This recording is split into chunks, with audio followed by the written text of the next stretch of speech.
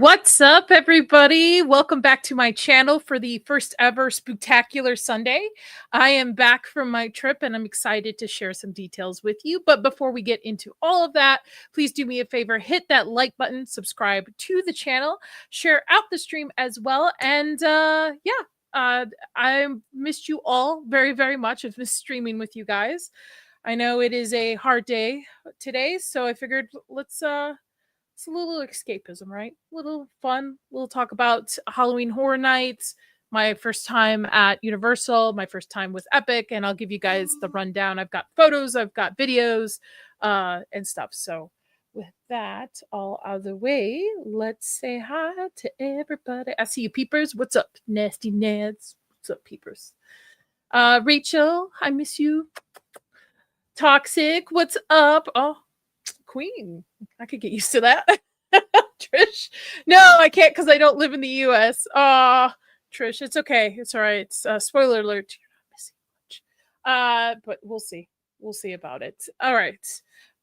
First off, thank you guys all for being here. Thank you guys for hanging out, right? Thank you, especially since I took the entire week last week off.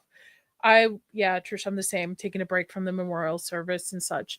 It was nice to kind of have the week to escape a little bit. I went on a trip with some girlfriends.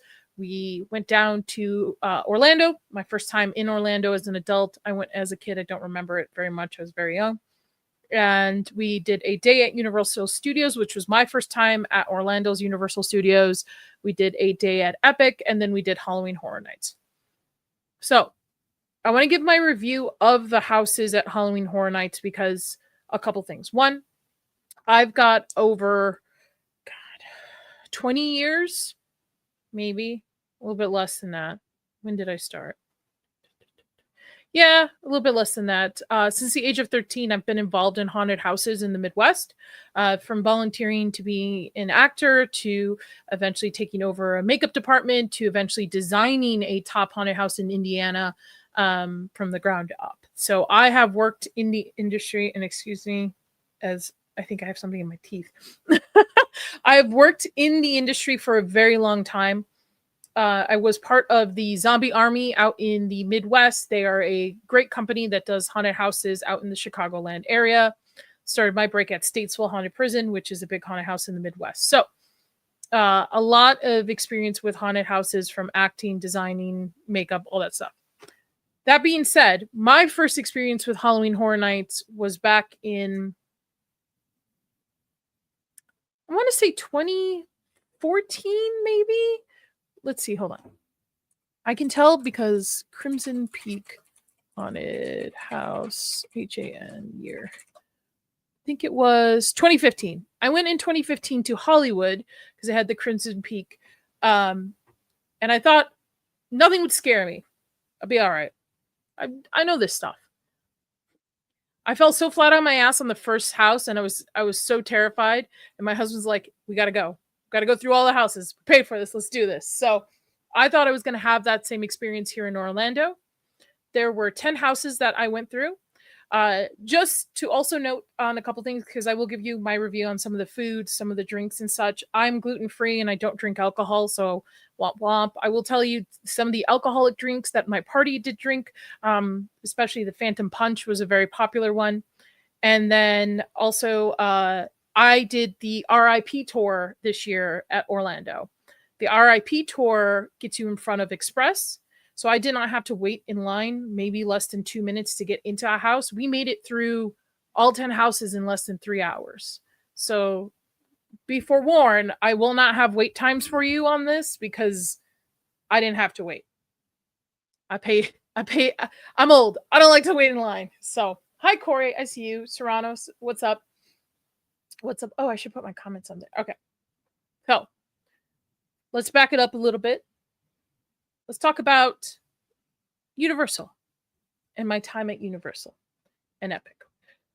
Universal Studios, I will say, you need at least 2 days minimum to get through Universal Studios, because I only did 1 day and I did a park to park hopper ticket and express pass, and we only stayed in Harry Potter areas.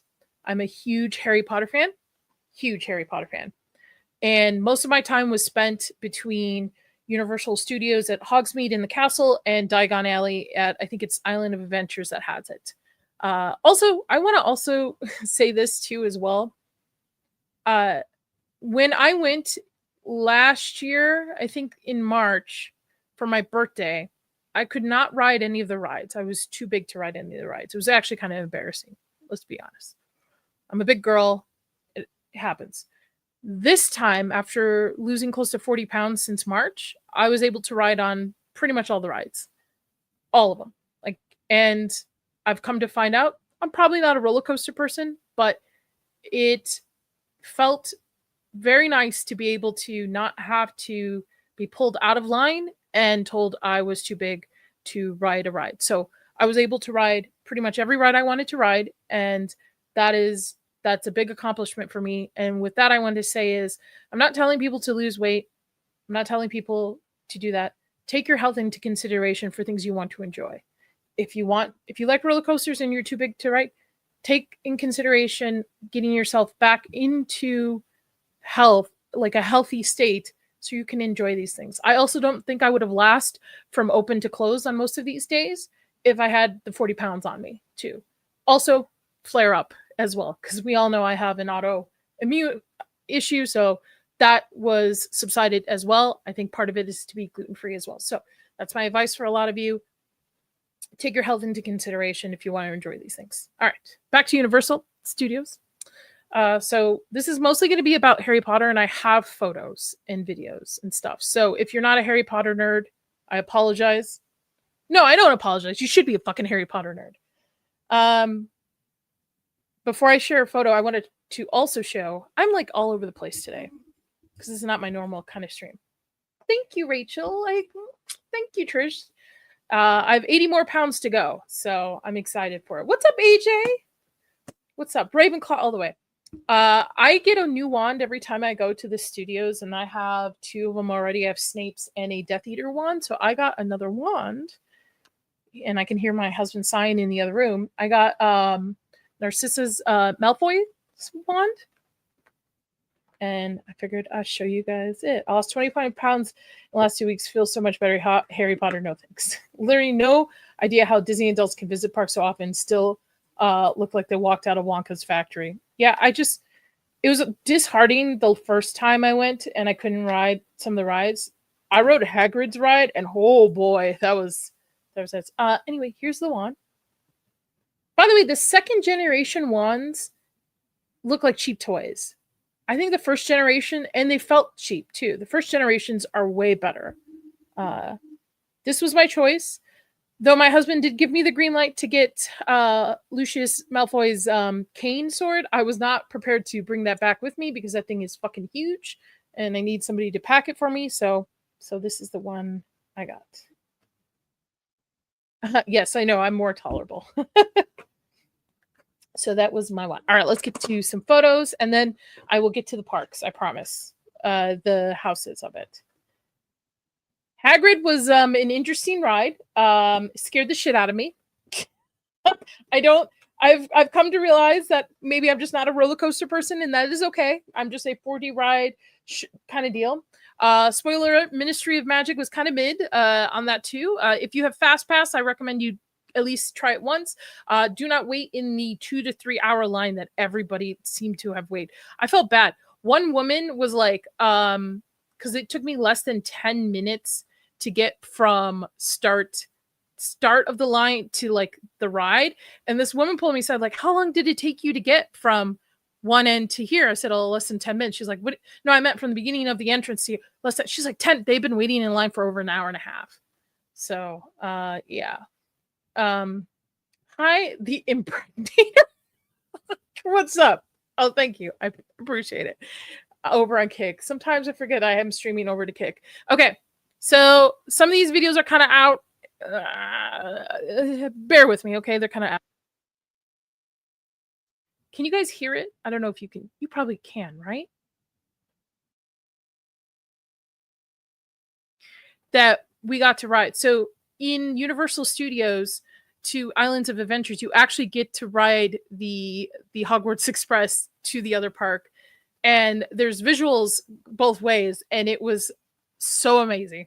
It was awesome. I felt like a little kid, I swear. My first butterbeer, which I only had a total of 4 butterbeers on this trip. I'm kind of disappointed in myself. I was all for the butterbeers. I will say frozen, I think, is the best. I don't like the standard. I have not tried hot, though. I've never been at one of these parks where the season calls for like hot butterbeer. So you can't hear it. Oh, okay. So then maybe, hold on, let me reshare. Wonder if I can stop sharing. Share screen. This. Share tab or stream. Oh. Yeah, that's fine. Oh wait, no, I did it wrong again. Hold on. Technical difficulties. Sorry about that. Entire screen. We'll go here. We're going to share the audio. Okay. All right. Let me know if you can hear it now.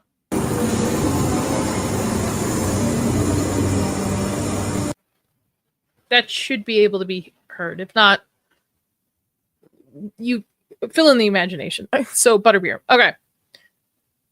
I don't know what that is. I also got to see a baby raptor. Which my friends have a video of me walking up because you kind of need to put a leash on me because I will wander, and they're like, what were you doing? And I was like, I'm hanging out with velocipastors. And I'm like, no, I mean velociraptors, not pastors, not that movie. It haunts me even on my trips. Here he is again. Obviously, but it's cute. It's cute. It's cute. Here's Diagon Alley with by the way, there's no time for when the dragon goes off. Is it raining? It's just random. Okay. And there was a woman in the middle of here who had the camera facing her with the dragon. She was waiting. And I asked her, I said, how long you been waiting? She didn't speak English. She's like, oh yeah, Gryffindor. I'm like, no, how long you been? Oh no, Gryffindor. Okay. Nice to meet you. Very nice to meet you. My wand.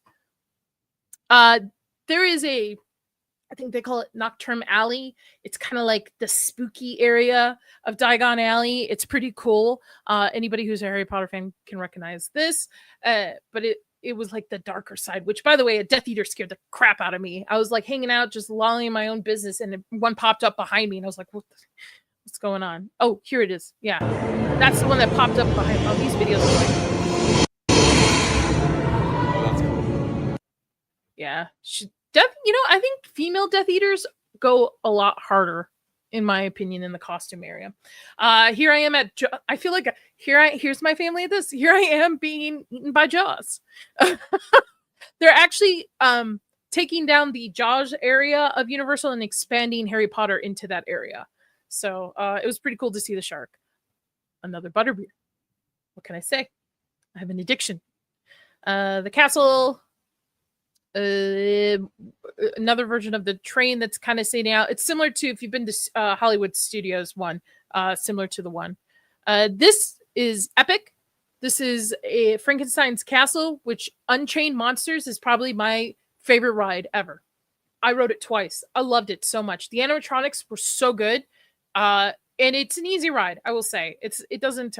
This is everybody taking shots. So a lot of the alcoholic drinks. This was a vodka shot right here. My group drank, and they really recommended. They went back for seconds and stuff. So this was my drink, which was a mocktail, which was like Bahama Blast or whatever, Mountain Dew. So and they served it to me in this little container. And this is over at Epic as well in the Dark Universe section. So it was a lot of fun. Here's me at Epic. Again, in front of the castle, which, by the way, I found a bucket hat that fits my head. Then I lost it. And then Uber wanted to charge me $20 for the Uber driver to retrieve it to me. So I just bought a second hat. Here inside of the Frankenstein Monsters Unchained. This was really cool. Here is the monster. That's an animatronic. That's not a person. I thought it was a person. It looks so good. Oh man, I love this ride. Here's the Ministry of Magic. You have to go through here to get to it. And I will say the queue line for the Ministry of Magic does live up to everything you've heard about it. It's beautiful. It's Instagram worthy. It's gorgeous. However, the ride is very mid. The ride is very mid. I didn't really enjoy it. Just like 4D screen with a bunch of death. Like, I don't want to spoil the story, but I think it's worth it once, but I don't 3 hours wait for it. I was very happy. As you can see walking through the floof. What's up, Keely? Howdy, howdy, howdy. We're talking about my Universal trip, and then I am going to get into rating the Halloween Horror Nights houses. So don't go through the silver curtain at the Ministry of Magic. I'm telling you, it is beautiful. The cute, like, it lives up to everything you guys have seen online, but man, oh man, the ride is just not worth that wait. In my opinion. Some of the people in my group really liked it, and they enjoyed the ride. I found it to be a little mid on it. To be honest, I think it's better than other rides are better than that. Let's see. More inside. Ooh, this is a mocktail. It's their apricot plum. For those of you who don't drink alcohol, it is served in Epic Universe at the Siren Cafe, I believe it's called. It's one of the French cafes, and it's fucking delicious. Did I see any vampires? If so, where are they? I did see vampires in the Unchained Monsters ride, which was really cool. Dracula was really cool. This is gluten-free food. By the way, if you have food allergies, and I want to highly highlight this, Universal took care of me so well there. Every time I sat down to eat, you order on the mobile app and you just add allergy notice, and the chef will actually come out and talk to you and ask you what your allergies are. And each time, each chef talked to me and brought out my food like from them. They're like, we're gonna make sure we change gloves. We're gonna make sure that we use clean utensils. We're gonna make sure, and I will hand deliver it myself. And they did so, and I had no allergy issues whatsoever while I was at Universal, which was great. It like calmed me down because I was really worried, because the last thing I needed to have was like an upset stomach or flare up during it. So they were fantastic with the service for food there. So highly recommend if you're gluten-free. And these are gluten-free, by the way. The little what are these called? Macaroons at the cafe in Epic, and this was the chocolate frog. Better than Disney, yeah. I took a picture of this because an Alchemy is my Patronus. Little Naniolo for you. That's my Patronus. Oh, by the way, in Epic, in the Ministry of Magic area, there is a circus show. I think a lot of people they kind of bypass it. It was fucking I can swear on this, fantastic. It was a Fantastic Beast theater production show. Is like maybe 30 minutes. I had a great time with it. It was a lot of fun. The puppetry reminded me a lot of Jim Henson puppetry and stuff. I highly recommend it, and plus it got you out of the heat. I think a lot of people just did not bypassed it and did not focus on it because it's just in the middle of the ministry, and everybody's more focused on the actual Ministry of Magic ride, the Trial of Umbrage, where I think a lot of people bypass it, and I highly recommend it. Highly recommend it. This little shop was closed, but they do pastries like this on it. I couldn't have it anyway because it was gluten, but another butter beer. What can I say?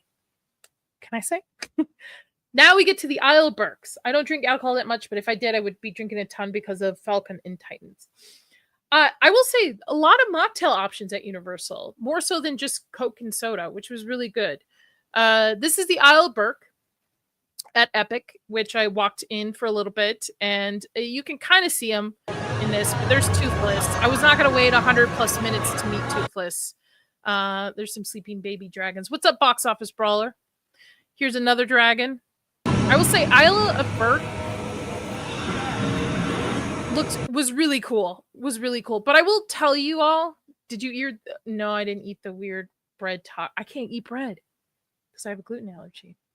I will say, Epic, don't go in the middle of summer because there is no coverage whatsoever on any of this area. But their animatronics looks really dope. Here's more of the castle. Another one of the castle, and then here's me in the rain because it was downpouring the last 4 hours of Epic. Nintendo was really cool. Nintendo, I wish I was able to see it more. It was downpouring by the time I got to the portal for Nintendo, but this was cool. It's like you're going through the little tubes and stuff, and they like make noises and stuff. It's really cool. More Donkey Kong. Here's more of Diagon Alley. Here's me in front of the train.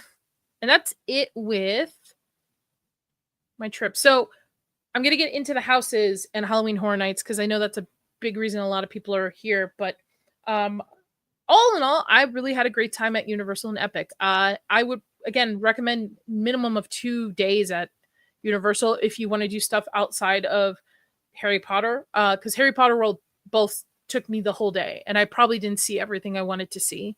Epic was cool because Epic, there's only 2 to 3 rides per portal, so you're able to kind of bounce around and see everything. I spent a lot of time in Dark Universe, Ministry of Magic, and Isle Burke. I didn't really go to their, I think it's like their Stardust Cosmic one.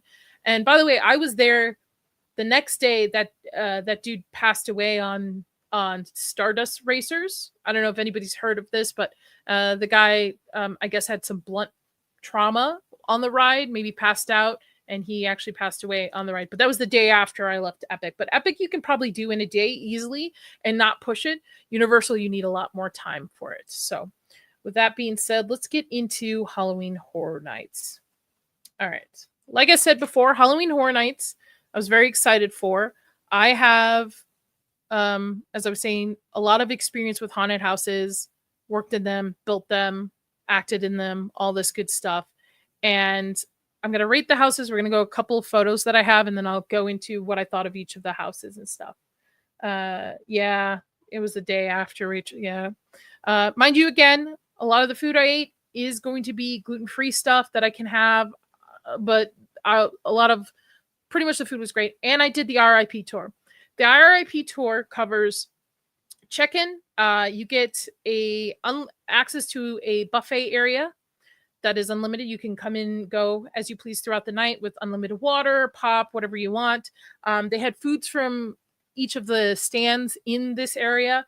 It also gave us front row for the night fuel show. And then again, we surpassed even Express Pass. So we did all the houses in less than 3 hours. So just note that if you don't want to wait in line, RIP tour, I think it's definitely worth the money based off just how much food we were able to get in and how much, how long it took us to get through each of the houses and stuff.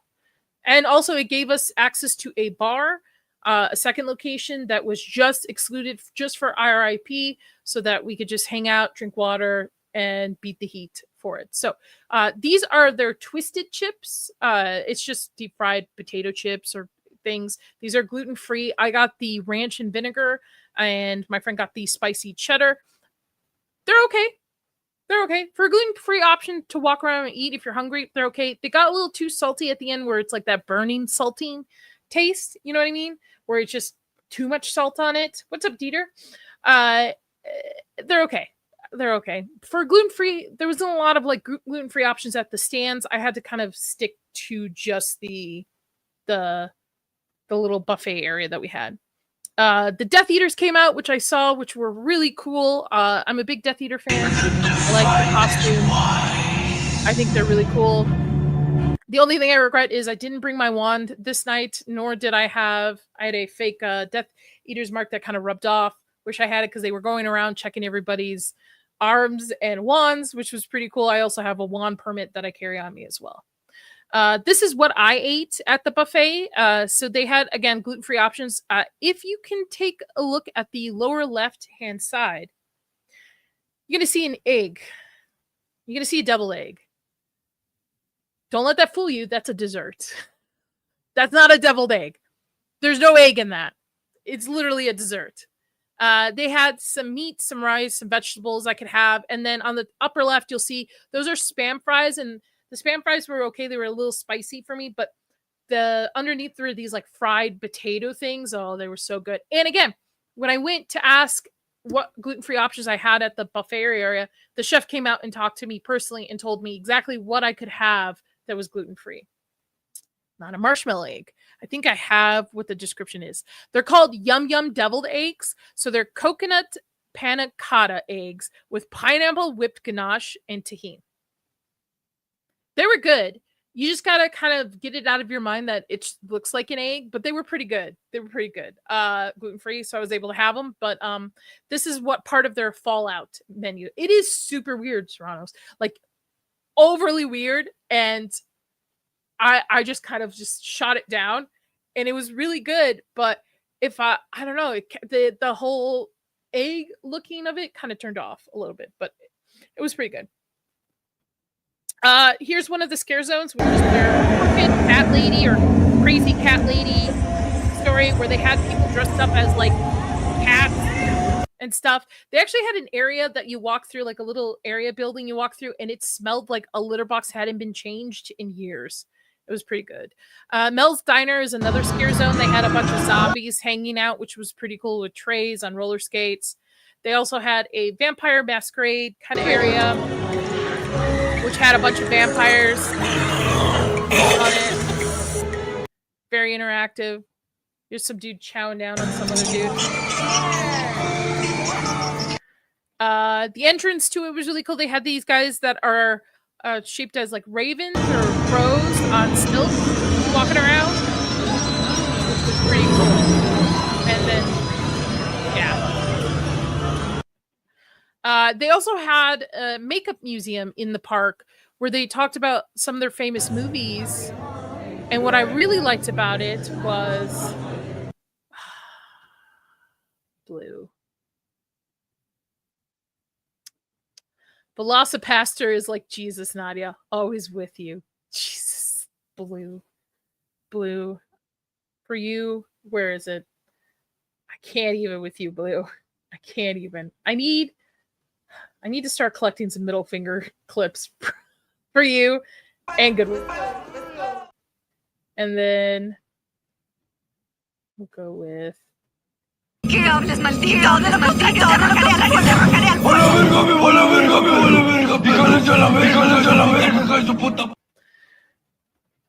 they had some old school props and stuff too, from like Phantom of the original Phantom of the Opera movie and stuff. It was really cool. And as somebody who's, works in the industry as a makeup artist, it was really cool to see kind of the old school stuff and props that they used. What I thought was really cool was they had some of the old makeup, which probably was not. Was the audio on that clip supposed to be doubled? I don't think so. Here's one where it's like the old school makeup set. And this stuff is probably poisonous at the time. They didn't know back then. But I thought that was really cool. That's a pretty cool aspect of it. Here's another angle of the cat lady. Fallout's house, which we'll get into it. H34. Oh, I had this. This is one of their mocktails for Fallout. It's served in this pouch. The guy in the back doesn't look happy to see it, but Raidway, it was like a spicy pineapple mocktail. It was pretty good. It's pretty good. Here's me with Art the Clown, which I was kind of disappointed. I didn't see a lot of roaming arts, but they've kind of pulled that back. That one's kind of unclear. Yeah. All right. Let's see. Which, by the way, I look at this, and this is me from behind. Because we did Chucky as our group. Like, everybody wore a Chucky thing. And I look at it, and holy cow, I can see my weight loss from behind. Just pointing out. I can see it. I can see it. All right. So, let's get into the houses, shall we? All right. I'm going to rate these houses based off story, design, acting, makeup, and scares. Okay. And if I was scared at all. So, hold on 1 second.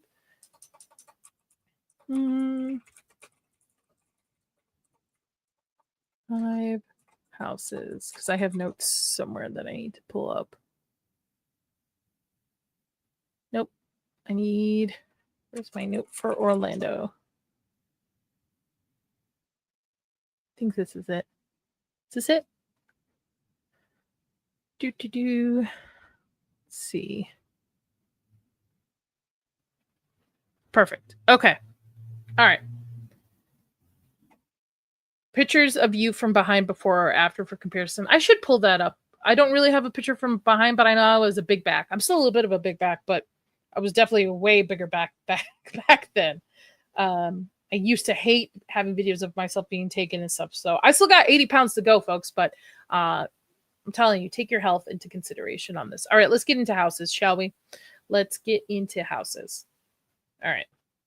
So, like I said, I'm going to discuss the story, the design, the acting, the makeup, and the scares. I rated all of them. Let me pull them up to the thing. So, the first house we did was Dolls Let's Play Dead. So, you're about to become a doll size, witness the unnatural creations of a twisted little girl. You'll be hunted by burnt fashion dolls, toys melded together, and undead horrors in her dollhouse. By the way, there is a certain theme that goes around with a couple of these houses, and I'm going to let you guys kind of guess on it, and I'll tell you once we get through the top. So, overall story, and by the way, we had a great tour guide, Gemma. She was fantastic. Highly recommend requesting her if you are going to do the RIP in Orlando. She was fantastic. Overall story, it was okay. It's kind of like a deranged Toy Story that kind of falls into the design. It had some cool aspects, and and I don't want to give away spoilers. And honestly, I don't think giving away everybody's experience is going to be different because your fear levels are going to be different, right? What you find you're afraid of, or what would scare you. Because spoiler alert, I had straight face the whole time. I didn't get scared once. Well, once, maybe twice on accident. But there was somebody in my party who nearly fell over every single time something popped up. I blame my husband because he has taught me situational awareness. So the whole time, and especially having experience working in these things, I go, somebody over there, somebody's going to pop around the corner, somebody's going to be there, somebody's going to be there. So take that into consideration for a grain of salt. I don't want to hinder anybody from going to experience this because I think Halloween Horror Nights is a lot of fun. And if you like Halloween and the horror genre and stuff, go and check it out. This is honestly my honest review, and we know this. Opinions are like buttholes here, and sometimes they stink. So, that being said, let's go. So, story was okay. I get the whole miniature doll thing. You're being tortured by this entity that's turned everything into twisted dolls, and there were some pretty cool. But honestly, think of Small Soldiers and Toy Story if it was like deranged, right? Acting was okay. There wasn't really much acting, I would say, in it. There were a couple of characters in the house that definitely played to the character, that the costume that they were in. Especially there was one GI Joe soldier type disfigured person that really like hammed it up, but it worked for it. And the makeup was pretty cool. There was a lot of design in dolls with the threading and extra eyes and different textures to it. It was pretty cool. Scare wise, I gave it a half-star because, and by the way, these are ratings out of 5. I should clarify. I was not scared. At all. At all. So I had to give it the lowest scoring, which is a half. So I was not scared at all. Again, there was somebody in my party who was falling over every minute somebody popped out. She was terrified the whole time. So I was not. So everybody's experience is different in these houses. So overall, Dolls Let's Play. I am me. Hatchet and Chains Demon Bounty Hunter. Okay. In the Old West, all hell has broken loose. Red hot lava demons are trying to possess everyone, melting everything in their path. Your only hope, Hatchet and Chains with their mystical weapons. This also is another story to it that it's a woman witch or something that brought demons upon itself. So the first house, we have a woman who's turned people into playthings and dolls. This one, we get another house where it's a vengeful woman who's summoned demons and stuff. I hope you guys are starting to see the pattern on this. Overall story was pretty cool, and so was the design. Western horror, I love Western horror. Looked great. The demons looked pretty cool. There was a dude who was dressed up as a bride on the front porch of it. Terrifying. It was creepy as hell. Acting, most of them have like full face demon look to it, so they couldn't really act. They just pop out and scare you, but I gave it a 2. Makeup was great. Attention to detail with the demons and stuff for what I could see. Scares, I gave it a 1 star. Again, another house that really didn't scare me, but I really enjoyed walking through it and the experience of it. And I thought it was one of the better houses out of all of them. to be honest, which was really weird because we got some big IPs coming up. So I would say this was definitely worth the time. I'm gonna butcher this to all hell. Gallican Monsters of the North. You wouldn't believe it, but it is in the remote northern village, a wicked being rises from the dead, bringing hordes of monsters and demons to wreak havoc on the townspeople. Try to escape the belly of the beast. By the way, my tour guide gave a little bit more information each time we went to the house. The story is about, again, a woman who was betrayed by the village because she was basically casted out as a witch and in a sense like burned at the stake. But think of northern gods and northern legends, so another vengeful woman, and that was what you're walking through on it. So 3 for 3 on this. I was like, there's a pattern here. Somebody's mad when they're writing this story and being designed. Overall story though was really cool because they actually had the story play out when you're walking through. Where Dolls Let's Play Dead and the Hatch and Change, it just felt like you're just walking through, you're getting scared, cool design. This actually felt like you were walking through a story. The design was great. I gave it the highest, like 4.5 stars. Like the design of this was fantastic. I don't want to spoil it, but there are some set pieces in this that definitely feels like Norse mythology, like you're in that kind of fantasy world. Acting was great too. The acting, some of these characters had lines and stuff. I thought it was great. Makeup was great too. 3 stars out of it for what I could see. Some of the victims were pretty cool. And the scares I gave it 2 didn't scare me, but the execution of the scares were pretty cool. So I gave it a 2-star on it. So take it with a grain of salt. Actually surprised by this house. General opinion of my whole group was this house surprised us. Because this was a house that a lot of people we were reading were like, it's kind of lame. It's not that cool. It's one-off. But this actually was probably one of the top houses of the night. It was really cool. Which doesn't say a lot for the other houses with the big IPs. Okay. The Horrors of Wyatt Sick. I am not a WWE fan. Is it WWE now? Because I used to watch WWE when it was still called WWF. That's how old and back then. Go head to head with the Wyatt Six as they lure you through an ominous doorway to their shadowy realm where you're about to meet your match. I believe this is a tribute to Wyatt in this, somebody who had passed away. I'm not 100% sure. I don't want to sound ignorant about it because I didn't do much research into the history of it, but cool concept. Story, I gave it a 2 because I think maybe I would rate it higher if I had a little bit more background knowledge on the concept of this. Netflix presents WWE. Back in my day when I was in high school and middle school, they called it WWF, by the way. Yep, WWF during the Attitude Era. That's what I watched. Design was really cool. Acting was really cool. Makeup was really cool. This is the first house to scare me through the night. And the only why this guy scared me was there was an actor who was dressed in the central character in this poster. And I was looking at my friend and I turned around and he just popped out. So he got me. He got me on a good jump scare. But I thought it was a very trippy ride to walk through this whole thing. I would do this house again. 100% I would do this house again. It was trippy, man. It was weird. Especially not being a WWE fan now, so I don't know the history of like what the concept of this house, but I think it's a tribute to somebody's brother or something, and the characters that were all laid out is like part of the marketing concept of when he was alive or such. I'm butchering this probably pretty bad, but it was a pretty cool house. This was probably one of the highlights again of the night. So what's up, Terrace? What's going on? Jason Universe. FYI, they don't call it Friday the 13th because Friday the 13th and Jason are 2 different copyrighted IPs. Bray Wyatt. Thank you, Keely. I was wondering who it was. I couldn't hear our tour guide. She was wonderful, but there were so many people you couldn't hear her over when she was trying to tell you the history of it, so I caught a little bit of it. But yeah, that house was pretty cool, and I think if you're a WWE fan, you're probably going to enjoy it more. Anyway, back to Jason.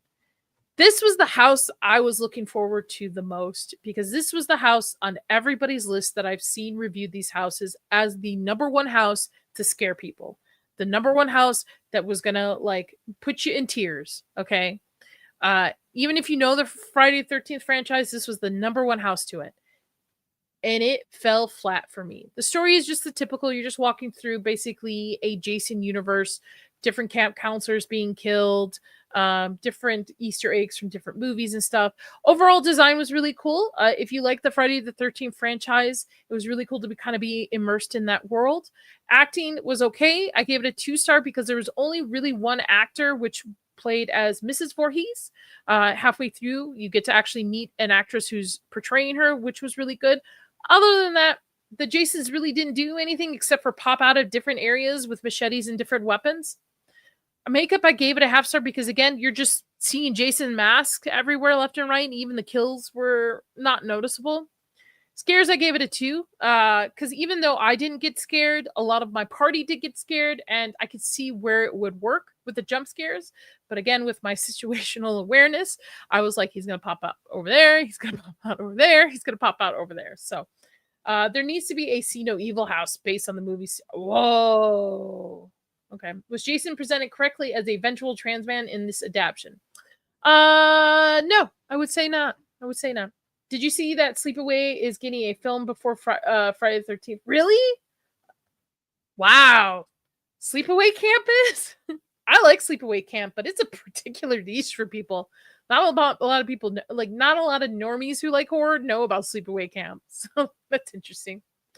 Overall, I wouldn't say this is the scariest house. At least to me, it wasn't. But I say this, and when I went to Universal Halloween Horror Nights in Hollywood, it was the Michael Myers house that scared the crap out of me. So pick your poison, I guess. All right. Fallout. Yikes. All right. I too had the biggest wonder of why would they make a house based off Fallout? Are there horror aspects of Fallout? Yes, probably in the game more so than the show, but I feel they're basing this house mostly on the show. And from my understanding, the sound effects would be Easter eggs for those who play the video games, and that was it. So if you're going in expecting a mix of both, you're going to be sorely disappointed. This was probably the least put in effort design. In what they were trying to tell us was, first of all, it's about face your fears in a post-apocalyptic LA, escape from the vaults to the wasteland, confront the bounty hunter, the ghoul. Okay. So my understanding from our tour guide was the design team wanted this to be as if you're walking out of a vault, right, into the wastelands. And when I walked into this house, I was like, okay, that's going to be really cool. It's a big warehouse. We're going to be so immersed in this. This is going to be awesome. You're not.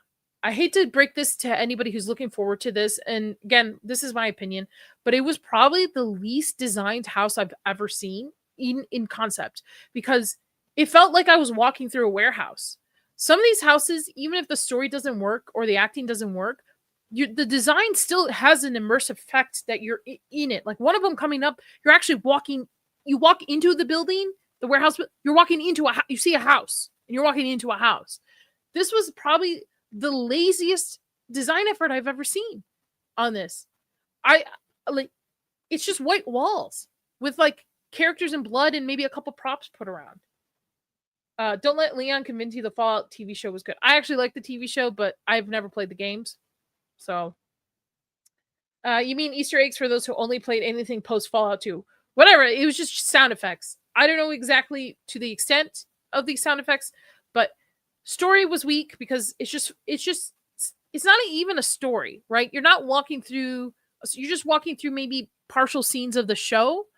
Design, again, what's going on here, folks? I shouldn't have to see white walls when I'm walking through things. If I'm escaping the vault, you're like, use lighting effects. You something to kind of immerse yourself. Acting was okay. There's a couple ghouls that were in character. Lucy was there too.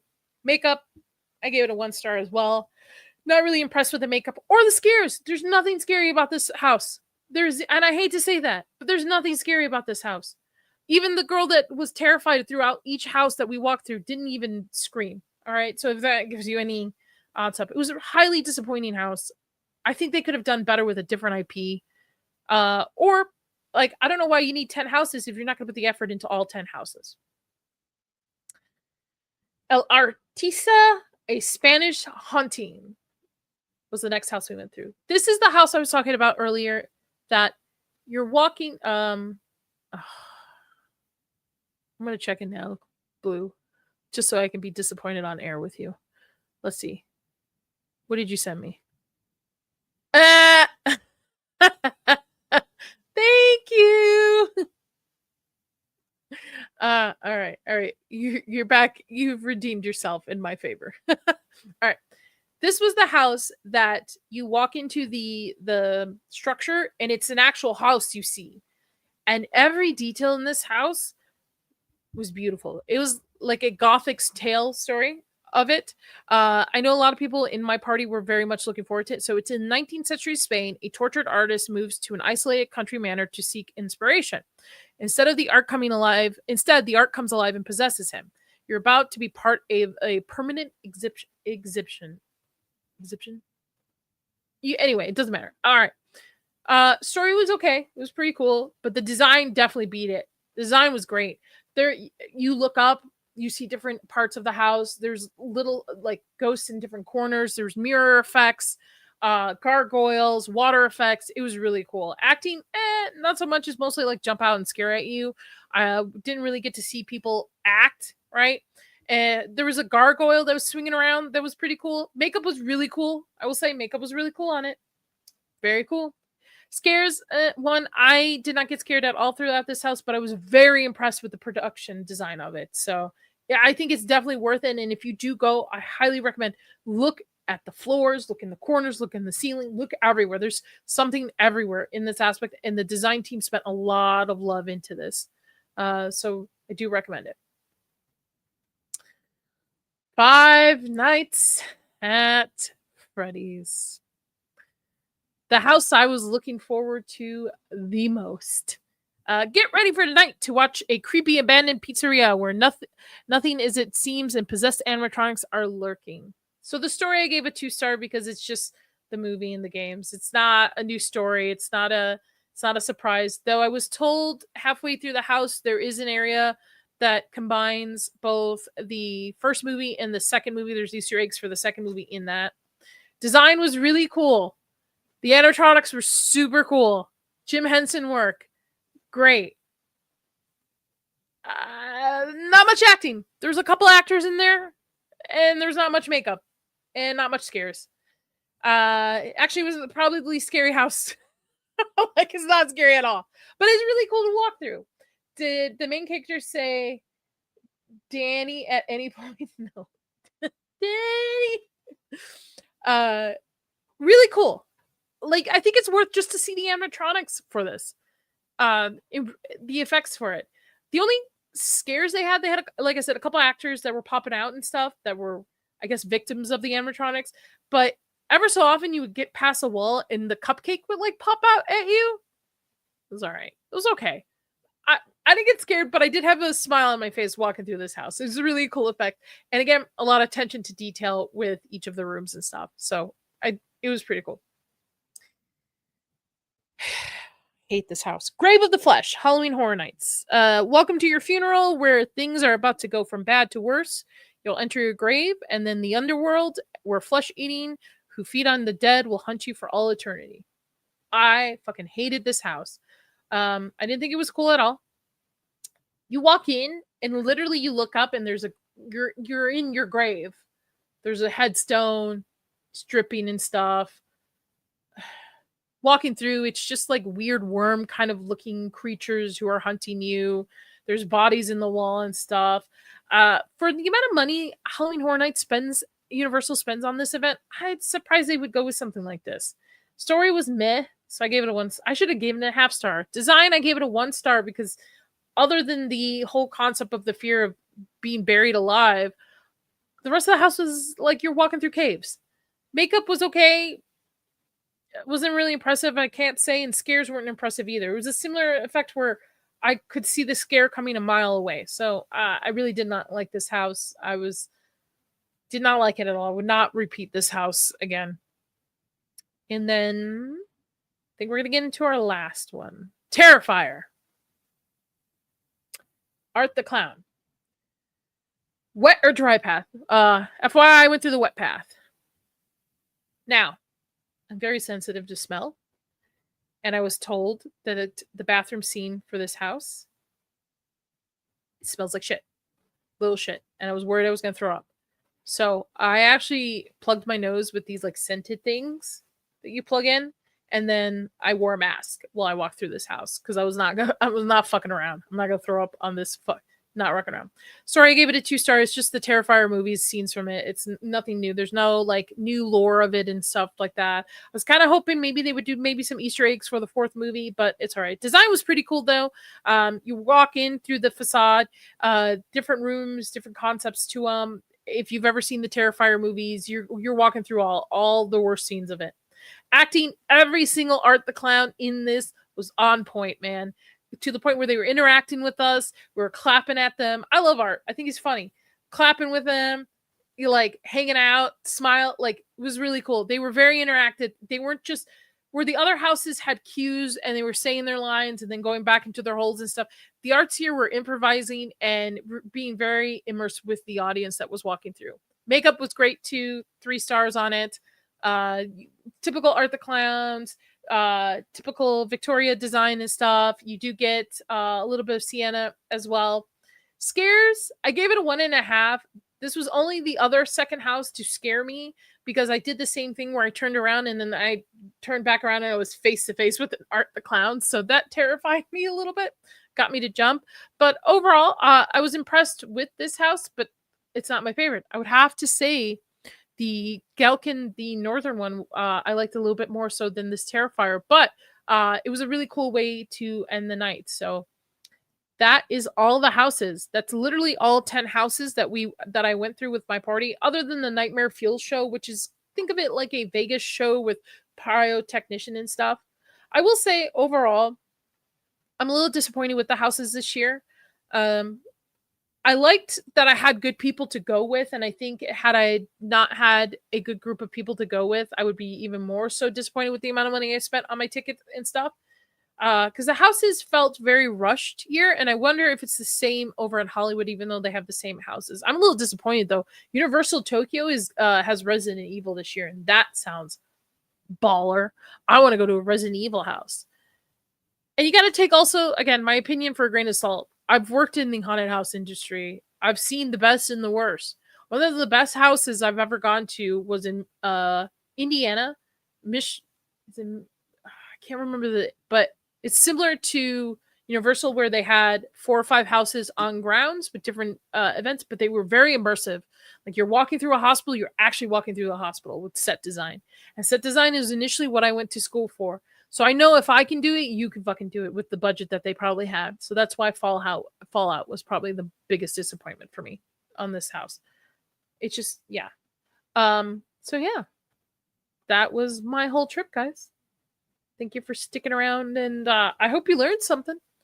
I hope you learned a little bit about each of the houses, and if you were interested, or if you're going. I know I have a poll up to see. Let's see where it is. If people are actually going to these houses this year. I would be curious. Now, my husband warned me. He's like, don't go in there shitting on these houses. Universal might never, ever send you free tickets. I don't think they'll ever. Good thing you didn't get injected in the butt.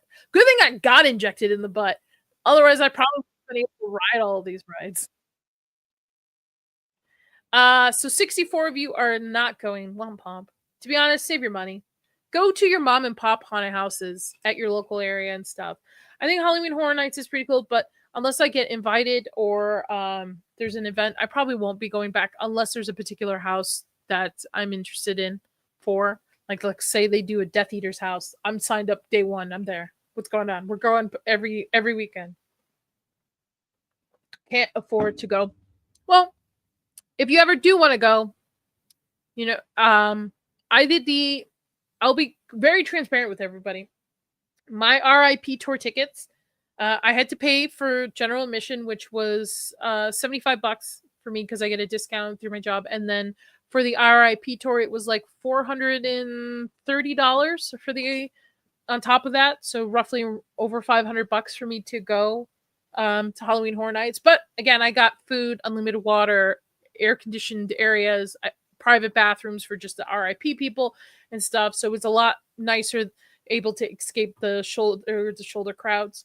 The scare zones were really cool too. My favorite scare zone probably would have been the Masquerade Vampires. They were probably the most interactive out of all the scare zones that we were there for.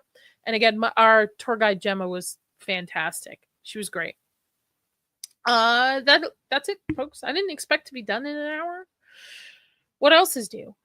I've been gone for a week. I didn't go see him. Costa Any Horror Nights was Six Flags Halloween, and it was great. Yeah, Six Flags used to do really good haunted houses, at least back in Illinois when I used to go. Those were a lot of fun too. I don't know why they're pricing out people at Halloween Horror Nights too. It is expensive for items too. I only bought a hoodie, a bucket hat, my wand. This little guy who's called Little Boo. He's a shoulder pal. It's their like Halloween Horror Nights. One of their like, I don't know, like mascots or something. He's pretty cute. He lights up and just sits there on the shoulder and stuff. Current anime seasons. Have you been to any escape rooms or horror houses based on the Saw traps? I have not. Though I do want to try. I think there is a It escape room out here in Vegas. Though I will tell you folks, I will give my review. I'm trying to plan some time to go see Horror Unleashed here in Vegas. Because Universal is opening up year round, kind of like Halloween Horror Nights in different cities. They just opened one here in Vegas. They're opening one in Chicago, and the one here in Vegas I think has The Exorcist. What else does it have? Houses, and they're going to be changing the houses. Unleashed Horror Las Vegas. I'm just waiting on tickets for it, like kind of feeling around. So it has Universal Monsters, Texas Chainsaw Massacre, Scarecrow, The Reaping, and The Exorcist Believer House. So this looks really cool. I want to kind of give it some time to kind of work out its little kinks. You know what I mean? Because I never, my friends wanted to initially go like opening month, August, and I was like, let them work it out. Like, oh, they have dress rehearsals. Dress rehearsals is nothing compared to like thousands of people every night walking through, and you got to do the same thing and over. So I'm like, well, let them work out their kinks a little bit on it. Is the summer Hikaru Unlive something I don't know what that is, but I have a feeling TOS. No. What else? I have not seen any movies, but I am gonna go see Demon Slayer in about this afternoon for the second time. Demon Slayer Infinity Castle, which by the way, I will be having a stream on Wednesday. We'll raid into Zach's afterwards about Demon Slayer and Infinity Castle. Blue Collar's joining me, Sin is joining me, any other content creators who have Demon Slayer or have seen it, Demon Slayer Lives, you're welcome to join me. I'm very excited to discuss it. I know Blue has been basically blue in the face trying to get somebody to stream about it, if he's still listening. So I've decided, because it has horror aspects to it, and I love anime, and I really love the movie, so I'm going to go see it for a second time for a little bit of escapism today. And let's see, I'm not seeing him. I hate to disappoint folks. If you're looking for my opinion on him, I don't have really interest in seeing it from what reviews I've seen from people I do trust. I might see it if I get a chance, like on one of the cheap days, maybe, but I'm hearing not good things. Black Phone 2, though, I will be seeing that. That's the next one I'm interested in this in. It's a horror anime about who's no longer on his body. I'm gonna write that down. I'm gonna check it out. What else? Let's see. What else is going on in today? I feel like I'm just welcoming myself back into the world. When I got in on Thursday, I slept all day Friday and pretty much all day yesterday, except for being on Circle of Jerks and stuff. I know a lot of the news right now coverage is on Kirk and the assassination and everything going on with that. I know a lot of people are hurting right now. I know there's a lot of divide going on right now, so I'm hoping to get I'm hoping to offer some escapism too, because on my channel everybody's welcome to disagree or agree, as long as we all are friends in the end. Yeah, my kids saw him. I may see it tomorrow. Honestly, I'd rather see Demon Slayer a third time. Favorite horror genre: slashers or possession. Slashers or possession are probably my top 2 favorite horror genres on it. Let's see. What else? What else is going on? Spooky season's coming. Oh, with spooky season coming up, I should tell you guys. There are some changes to the channel. I completely forgot. I was going to talk about this. Okay. There's no Final Girls this month. We're going to postpone it to October. I just haven't been able to watch a lot of things to prepare for it. So normal schedule on the last day of the month. And then on Thursdays, since I no longer am covering Welcome to Derry and such, we're going to be doing watch parties on Thursdays. So right now we're going to be doing Alien movies, because the Alien tier stream is going to be moved to October, because I haven't had time to really watch a lot of the movies on the list. So I want to watch a couple of them with you, plus a couple of my favorite movies, and I figured once a week let's do a watch party. So Thursdays we'll be doing a watch party. We'll be watching a movie. It could be a movie on a list, an old movie. I could be renting a new one, and we're going to watch it together. So we're going to do that. Friday we're back with Stranger Things. That's going to continue. And then Tuesdays, normal horror Tuesdays. This coming Tuesday, however, I do have a guest with me, author Andrew Greaves. He wrote a book on, where is it? I have it somewhere, on the whole Halloween franchise. So I am having him on to discuss it with me on Tuesday. That's about it. Yeah. And then some alien isolation streams and some gaming streams coming up and stuff. So I will have a calendar put together. It's just been, this month has been crazy with traveling and stuff. Oh, hey, Corey. Thanks as always, Nias. You're welcome. You're welcome, Corey. Thank you. Thank you for stopping by. Thank you so much. Ah, a delightful little slut. But what about your butt?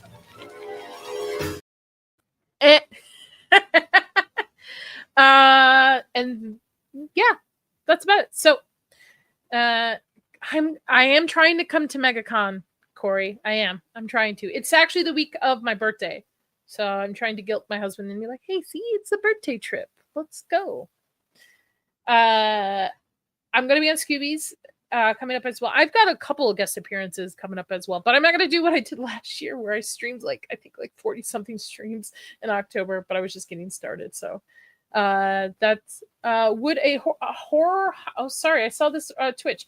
Would a horror house interest you more if real tragedy took place there, like a slave plantation or asylum? Oh, I don't know if it would interest me, but I will tell you, GZDR forever. One of my friends built a haunted house on a haunted property, and his actors actually saw ghosts and shadows in the corners and stuff. And they actually got put on one of those, it's not TNT, but it was the most haunted houses in America kind of show back about 10 years ago and stuff. Because I knew the producer of that show, and I mentioned it to him because they were looking for haunted houses, and my friend's haunted house got put on that show. So I don't know if it would interest me more on it. I'm more so I need to be, maybe because I'm spoiled, because back if you look up Statesville Haunted Prison in Illinois, or you look up Amherst Asylum, which was my haunted house that I built back in Indiana, I always believed about immersion, no matter the acting and stuff, people need to feel like they're stepping into a different world, right? So I think if you have solid set designs and stuff, that will always be something people will talk about, versus actors and acting and stuff. Crazy, busy, but show support. Stay spooky later. Thank you, Rick, for the $2. I hope you're doing well, sir. Happy Sunday. Happy Sunday to you. Don't you want a balloon?